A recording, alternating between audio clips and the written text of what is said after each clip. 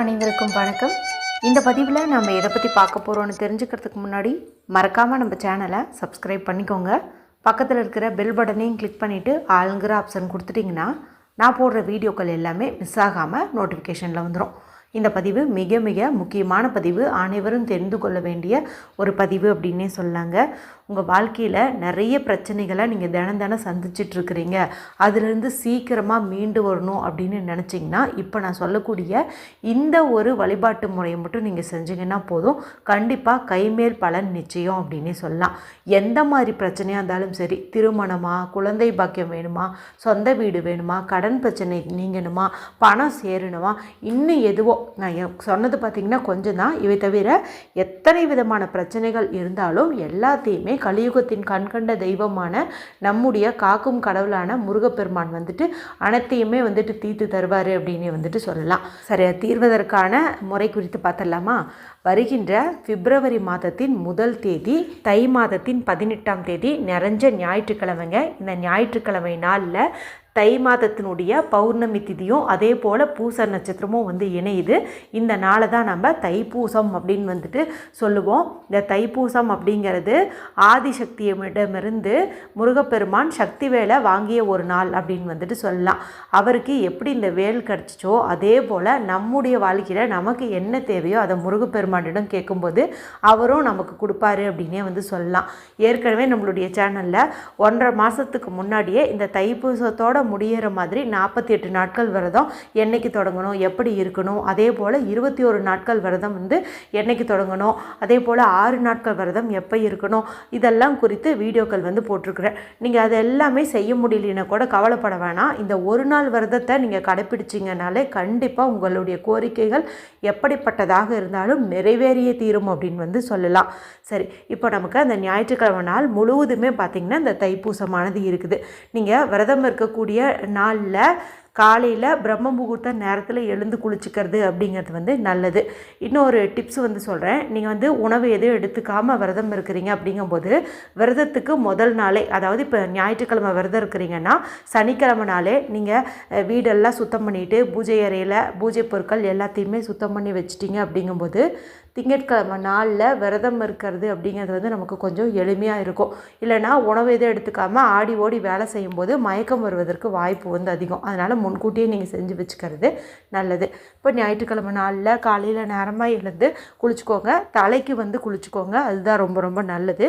அதன் பிறகு வீட்டில் இருக்கக்கூடிய முருகப்பெருமானுடைய படத்துக்கு நீங்கள் சுத்தமான பன்னீர் இருக்குது இல்லையா, ரோஸ் வாட்டர், அது தொட்டு படத்தை தூய்மைப்படுத்துங்க. அதே போல் விக்கிரகம் வச்சுருந்தீங்கும்போது விக்கிரகத்துக்கு குறைந்தது 6 பொருட்களால் நீங்கள் அபிஷேகம் செய்யணும். பால், பன்னீர், தேன், சந்தனம், குங்குமம், விபூதி, இது மாதிரி பொருட்களால் அபிஷேகம் செய்யுங்க. கண்டிப்பாக வேல் வச்சுருந்தீங்கன்னா வேலுக்கும் இந்த அபிஷேகம் செய்கிறதுங்கிறது நல்லது. அடுத்தது ஆறுங்கரை எண்ணிக்கையில் சந்தன குங்குமம் விட்டுக்கோங்க. முருகப்பெருமானுக்கு உகந்த செவ்வரளி பூக்கள் சுட்டிக்கோங்க. அடுத்து காலையிலே நம்ம தீபம் ஏற்றணும். நெய் தீபமாக ஏற்றுவது விசேஷம், இல்லைனா நல்லெண்ணெய் தீபம் கூட ஏற்றிக்கோங்க. வெற்றிலை பாக்கு, பழம், 1 டம்ளர் பால், இதை வச்சு நீங்கள் தீபம் ஏற்றி வச்சு காலையிலே விரதத்தை தொடங்கிக்கோங்க. காலையில் எதுவும் சாப்பிடாதீங்க, மதியமும் சாப்பிடாதீங்க. அப்படி ஒரு வேளை சாப்பிடாமல் இருந்தால் உங்களுக்கு மயக்கம் வந்துடும் அப்படின்னு தோணும்போது நீங்கள் முருகப்பெருமான் முன்னாடி இந்த பால் வச்சுருங்க இல்லையா, இந்த பாலை நீங்கள் சூடு பண்ணி குடிச்சிக்கலாம். அதே போல் அந்த பழத்தையும் நீங்கள் சாப்பிட்டுக்கலாம். இந்த நாளில் யாரையும் நீங்கள் காயப்படுத்துகிற மாதிரி பேசக்கூடாது. முடிஞ்ச அளவுக்கு மௌன விரதமாக இருக்கிறது இன்னும் சிறப்பான பலனை கொடுக்கும்.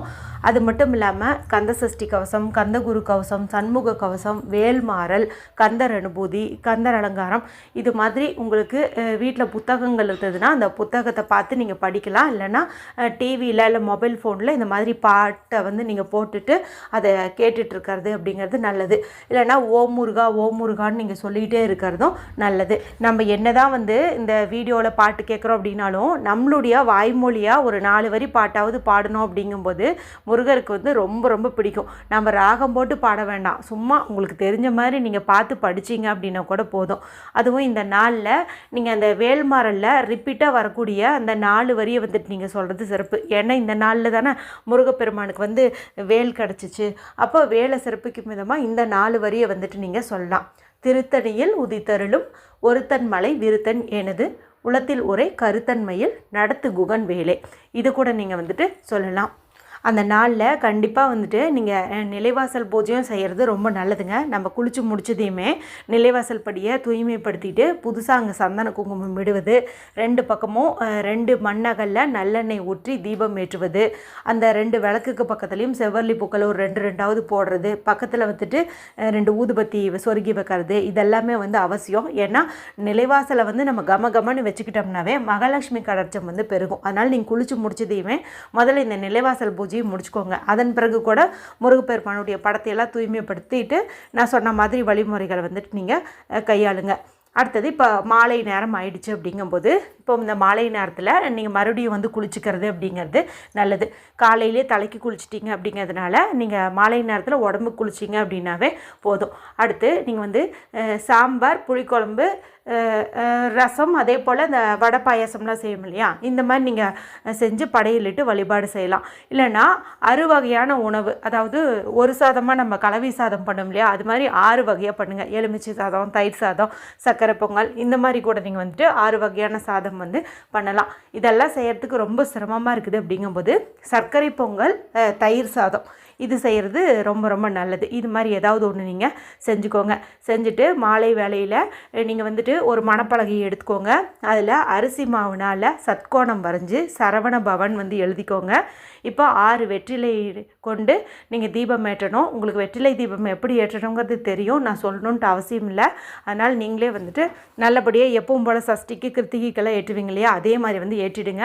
வெற்றிலை தீபம் ஏற்ற முடியாதவங்க ஒரு தட்டு எடுத்துகிட்டு அந்த தட்டில் சட்கோணம் வரைஞ்சிட்டு அதில் வந்து செவ்வரளி பூக்கள் பரப்பி அதுக்கு மேலே 6 மண்ணகல் ஏற்றுவது அப்படிங்கிறது சிறப்பு. ஏன்னா முருகப்பெருமானுக்கு உரிய எண்ணுன்னு பார்க்கும்போது 6, அதனால் இந்த 6 விளக்கு கொண்டு நம்ம ஏற்றுவது சிறப்பு. முடிஞ்சால் 6ஐயுமே நீங்கள் நெய் தீபமாக ஏற்றுங்க. இல்லைன்னா நல்லெண்ணெய் கொண்டு கூட நீங்கள் ஏற்றிக்கோங்க. ஒரு விளக்கு மட்டுமாவது நீங்கள் நெய் ஊற்றி தீபம் ஏற்றிக்கோங்க.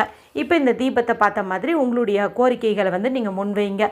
எதனால் இந்த ஒரு நாள் விரதத்தை நீங்கள் கடைப்பிடிச்சிங்க, என்ன வேணும், உங்களுக்கு என்ன வரம் வேணுமோ அதை வந்துட்டு நீங்கள் இந்த தீப சுடரை பார்த்த மாதிரி கேளுங்க. இல்லைனா முருகா எனக்கு எது நல்லதோ அதை நீயே கொடு அப்படின்னு சொல்லிட்டு சரணாகதி ஆயிட்டீங்கன்னு வச்சுக்கோங்களேன், அவரே உங்கள் வாழ்க்கைக்கு என்னென்ன வேலை வேணுமோ எல்லாத்தையுமே வந்துட்டு கொடுத்துருவார். நம்ம இது வேணும் அது வேணுங்கிறத காட்டிலும் அவரே பார்த்திங்கன்னா நம்ம அவர்கிட்ட ஒப்படைச்சிட்டோம் நம்மளங்கும் போது எல்லாத்தையுமே சரியாக வந்து பண்ணிவிடுவார். இந்த மாதிரி வந்து பண்ணிக்கோங்க. அடுத்தது சாம்பிராணி தூபமெல்லாம் காட்டிட்டு ஊதுபத்தி எல்லாம் காட்டிட்டு நீங்கள் கற்பூர ஆரத்தி காட்டி பூஜையை வந்து நிறைவு செஞ்சுக்கோங்க. மறக்காமல் பக்கத்தில் முருகப்பெருமான் கோவில் இருந்தது அப்படிங்கும்போது நீங்கள் அங்கே போயிட்டு தரிசனம் செஞ்சுட்டு வர்றது அப்படிங்கிறது நல்லது. அப்படி போகும்போதுமே வெறுங்கையோடு போகாமல் முருகப்பெருமானுக்கு ஏதாவது பொருட்கள் நம்ம வாங்கிட்டு போகலாம். பால் வாங்கிட்டு போகலாம், தேன் வாங்கிட்டு போகலாம். இது மாதிரி ஏதாவது வாங்கிட்டு போய் கொடுத்தோம்னா அவங்க அபிஷேகம் செய்கிறதுக்கெல்லாம் வந்து பயன்படுத்திக்குவாங்க. இது பார்த்திங்கன்னா முருகப்பெருமானுடைய மனம் குளிர்ந்து நம்மளை ஆசீர்வதிக்கிறதுக்கு உதவியே இருக்கும். இந்த மாதிரி நீங்கள் போய் கொடுத்துட்டு அங்கே வந்துட்டு தரிசனம் பண்ணிட்டு வந்துடுங்க. அன்றைக்கே பார்த்திங்கன்னா கோவில்லையே நிறைய பேர் விரதம் இருப்பாங்களே, அந்த 48 நாள் விரதம்லாம் நிறைவு செய்வதற்குன்ட்டு வருவாங்க. அவங்களுக்கெல்லாம் பிரசாதம் வந்து கொடுப்பாங்க. அந்த மாதிரி கோவிலில் உங்களுக்கு பிரசாதம் கிடச்சிச்சின்னா நீங்கள் அதையே வந்துட்டு கூட சாப்பிட்டுக்கலாம். அப்படி கோவில் எதுவும் கொடுக்கல அப்படிங்கும்போது நீங்கள் வீட்டுக்கு வந்து நீங்கள் சர்க்கரை பொங்கல், தயிர் சாதம்லாம் வச்சிங்க இல்லையா, அதை நீங்கள் சாப்பிட்டுட்டு உங்களுடைய விரதத்தை வந்து நிறைவு செஞ்சுக்கோங்க. அடுத்து நீங்கள் படையலுக்காக என்ன செஞ்சீங்களோ அல்லது சைவ சமையல் ஏதாவது புதுசாக தான் செய்யணுன்னாலும் செஞ்சு நீங்கள் சாப்பிட்டுக்கோங்க. அன்றைய நாள் முழுவதுமே நம்ம சைவ உணவு தான் எடுத்துக்கணும். நீங்கள் விரதம் இருக்கலைனாலும் கூட பரவாயில்ல, நான் சொன்ன மாதிரி வழிபாட்டு முறையை மட்டும் நீங்கள் கடைப்பிடிங்க. ஆனால் உணவில் மட்டும் தயவு செஞ்சு அன்றைக்கி அசைவம் வந்து வேண்டாம். நீங்கள் மறுநாள் திங்கட்கிழமை கூட செஞ்சுக்கோங்க. ஏன்னா இதெல்லாம் பார்த்திங்கன்னா வருஷத்துக்கு ஒரு முறை மட்டுமே கிடைக்கக்கூடிய வாய்ப்பு. அதனால் யாரும் வந்து அசைவம் வந்து எடுத்துக்க வேணாங்க. அடுத்ததாக இந்த நாளில் நம்ம விரதத்தை நிறைவு செய்யும்போது ஏதாவது தானம் கொடுத்து நிறைவு செய்கிறதுங்கிறது வந்து சிறப்பு. ஏற்கனவே ஒரு குறிப்பிட்ட பொருள் தானம் கொடுக்கறது நல்லது, நிவேதனம் கொடுக்கறது நல்லதுங்கிறத நம்மளுடைய மெம்பர்ஷிப் வீடியோவில் வந்து போட்டிருக்கிறேன். நீங்கள் அது பார்க்கணுன்னா நீங்கள் அதில் பார்த்துக்கோங்க. இல்லைனா உங்களால் என்ன பொருட்கள் முடியுமோ அதை நீங்கள் பறவைகளுக்கு, எறும்புகளுக்கு இது மாதிரி வந்துட்டு நீங்கள் தானம் கொடுக்கலாம். இல்லைன்னா பசியால் வாடுற நிறைய ஜனங்க பார்த்திங்கன்னா இருக்காங்க, கோவிலுக்கு வெளியிலலாம் கூட இருப்பாங்க. அவங்களுக்கு நீங்கள் ஏதாவது ஒரு உணவு பொட்டலங்கள் வாங்கி கொடுக்கறது அப்படிங்கிறது வந்து நல்லது. இப்படி நம்ம மனதார அன்றைய நாள் விரதத்தை வந்துட்டு தொடங்கிறது, நிறைவு செய்கிறது அப்படிங்கிறது நம்மளுடைய விருப்பங்கள் எல்லாத்தையுமே நிறைவேற்றி தந்துடும். கேட்டதுக்கு மேலேயே வந்து வரம் கிடைக்கும் அப்படின்னே சொல்லலாம். ஓரளவுக்கு இதில் எல்லாமே தெளிவாக சொல்லிட்டேன். நான் சொல்கிறதுல ஏதாவது உங்களுக்கு சந்தேகங்கள் இருந்துச்சு அப்படிங்கும்போது மறக்காமல் கமெண்ட் பண்ணுங்கள், தெளிவுபடுத்துகிறேன். மற்றும் ஒரு பயனுள்ள பதிவில் உங்களை சந்திக்கிறேன். நன்றி, வணக்கம்.